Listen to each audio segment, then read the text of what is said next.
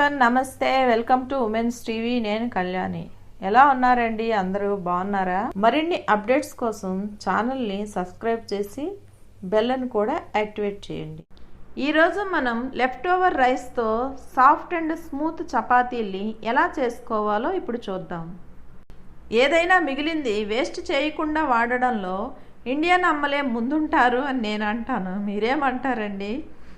ఇవి చాలా స్మూత్గా ఉంటాయి సాఫ్ట్గా కూడా ఉంటాయి ఇదిగోండి మీరు చూస్తున్నారుగా దీనికి మీరు ఉదయం వండుకున్నది మిగిలిన కొద్దిగా అన్నమైనా సరిపోతుంది లేదంటే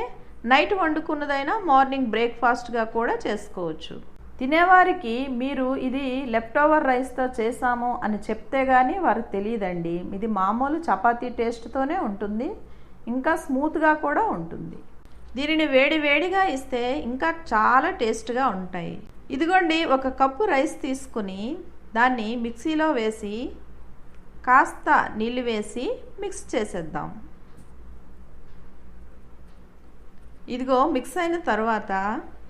మీరు ఏ కప్పుతో అయితే రైస్ని తీసుకున్నారో అదే కప్పుతో గోధుమ పిండిని సరైన కొలతతో వేసి టేస్ట్కి సరిపడా సాల్ట్ని వేసుకొని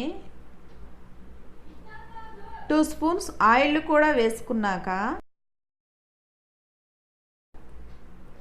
ఇదిగోండి కొద్దిగా షుగర్ని యాడ్ చేద్దాం ఈ షుగర్ ఎందుకంటే చపాతీకి టేస్ట్ వస్తుంది ఇంకా గోల్డెన్ కలర్ రావడానికి కూడా చపాతీకి షుగర్ అనేది సహాయం చేస్తుంది ఇవన్నీ ఇదిగో ఇలా కలిపేద్దాం ఇందులో మనం ఇప్పటి వరకు వాటర్ అనేది వేయలేదు అని గమనించండి ఎందుకంటే మనం రైస్లో వేసిన వాటరే దీనికి సరిపోతుంది ఇంకా వాటర్ అవసరం లేకుండానే ఇదిగోండి స్మూత్గా కలుపుకున్న తర్వాత ఇదిగో ఇప్పుడే స్మూత్గా మనకి తెలుసు దీన్ని ఇప్పుడు ఎక్కువ అవసరం లేకుండా ఒక 2 మినిట్స్ మాత్రం రెస్ట్ ఇద్దాం 2 మినిట్స్ తర్వాత చూస్తే ఇదిగోండి ఇలా ముట్టుకుంటే ఇంకా ఎక్కువ స్మూత్గా మనకు తెలుస్తుంది ఇప్పుడు మామూలు చపాతీ మనం చేసుకున్నట్లే పొడిపిండిని తీసుకొని ఇలా ఒత్తుకొని ఈ పిండితో దీన్ని ఇలా ఒత్తుకొని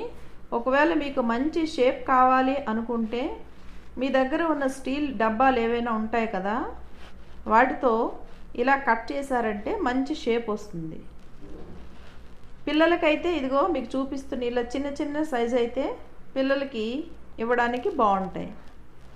ఇదిగో ఇలా ఒత్తుకున్న తర్వాత స్టవ్ మీద పెనాన్ని హైలో పెట్టి బాగా కాగిన తర్వాత చపాతీని వేసి ఇలా ఒక సైడ్ బాగా వేగాక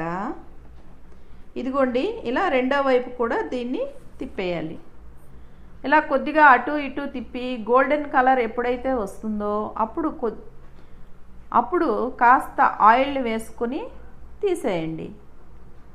ఇలా ఒకటి తర్వాత ఒకటి వేగిన తర్వాత వేడివేడిగా సర్వ్ చేసేయండి తప్పకుండా ఒకసారి ట్రై చేయండి దీన్ని ఏ కూరతో కూడా తినొచ్చు లేదంటే పిల్లలకి టమాటా సాస్తో కూడా ఇవ్వచ్చు థ్యాంక్ యూ ఫర్ వాచింగ్ రేపటి ఇంకో వీడియోలో మళ్ళీ కలుద్దాం bye have a good day